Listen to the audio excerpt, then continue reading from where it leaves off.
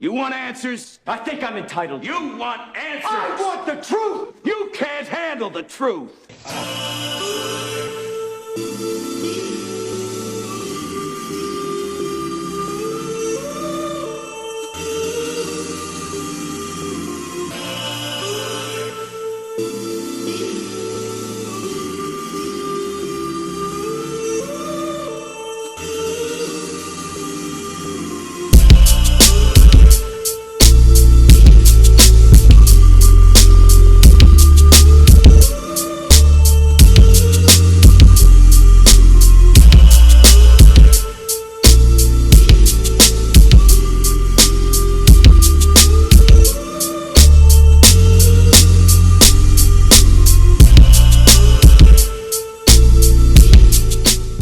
Good afternoon, guys. Welcome to the off-season edition of the True Serum. I just want to bring to you guys a quick overview of things that have transpired since the last episode. The Dallas Cowboys, as everybody knows right now, are not in the playoffs due to them not taking care of business in Philadelphia, and now sitting at home watching due to just not being a team that's hungry enough and had a lot of issues that at some point will be discussed ad nauseum. But for right now, the Cowboys as an organization have moved in a different direction under the likes of Mike McCarthy. Basically, it was a long, drawn-out divorce between Cowboys organization and Jason Garrett, and now they have finally moved on after about 3 or 4 days of long back and forth talk, and then they jumped into hiring Mike McCarthy. Right now, the Cowboys organization has allowed Mike McCarthy, and I'm saying right now, but it's a good sign, a really, really good sign that things are changing. They have allowed McCarthy to have autonomy. Basically, he gets to name his entire staff, and he's not wasting any time communicating and connecting with coaches that used to work with him when he was in Green Bay. And it's a really good sign when you're going after guys who you're close to and who you can trust.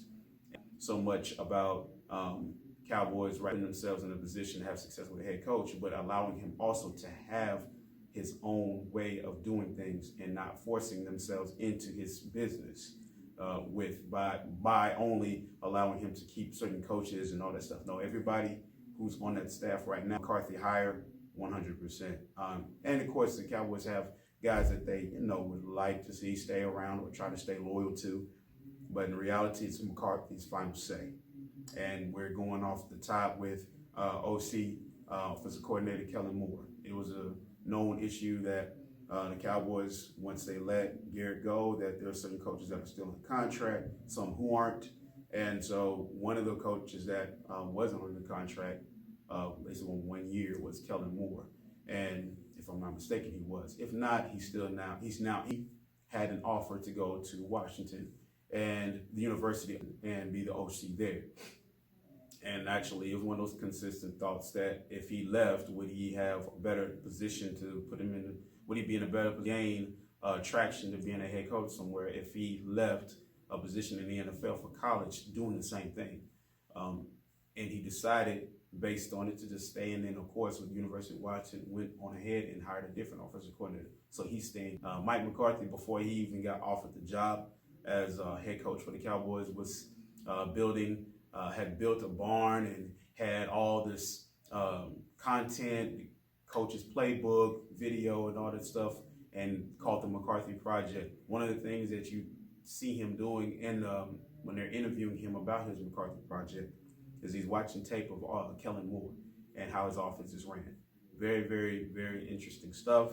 It looks like, without a doubt, that McCarthy is a fan of Moore and he wants to help him and see him grow because of how much he sees his offense in his offense. So they're about to become a really nice pair. Next thing up, the offensive line. Okay, Mark Colombo, who is a Jones loyalist, I would say Jones family, loved by them and appreciated by them, is on his way out. The offensive line will now be coached by Joe Philbin, who used to work with McCarthy as his O-line coach and offensive coordinator when he was in Green Bay. And he's probably going to most likely be promoted to assistant head coach. And then you also have, on the defensive side, Mike Nolan coming in from the linebackers as a linebackers coach from the New Orleans Saints. And naturally, when you have that, that different kind of voice coming in, there's going to be a question of scheme and stuff like that. McCarthy is at this point where he's not discussing scheme or anything like that. It's all about finding the right guys that he can work with as his coaching staff, so that when the going gets tough, they all believe in him. They all believe in what he believes in, and there's a level of continuity and trust. They also adding defensive line coach Jim Thomasula. He just came from the Redskins. He's known as a highly regarded, highly respected defensive line coach that got his shine, if you will, Francisco 49ers when Jim Harbaugh was there. If you go back and do your research, what I'm excited about is that they gave up the second fewest from 2007 to 2014. That's a 7-season span of not giving up a lot of yards rushing. And last year, the Redskins was one of the top teams in pass rushes, constantly getting sacks. So that's going to be a change in the approach. One of the things that also I'm looking forward to seeing is whether the Cowboys keep Chris Richard. Everybody loved him last year around this time. This year, right now, he's on his way out. And honestly, I don't know where he's going to go, if he would go somewhere and become an assistant coach somewhere. But it's something that I've noticed about with the Cowboys organization is that they have their picks and they have their preferences. And sometimes when there's issues going on with that coach ends up being moved out, and they're trying to clear this guy. McCarthy can do his job and do it well. Not only that, they're working on the defense, but I believe they basically shored up special teams with the hiring of the Rams' former special teams coach, John Fossil.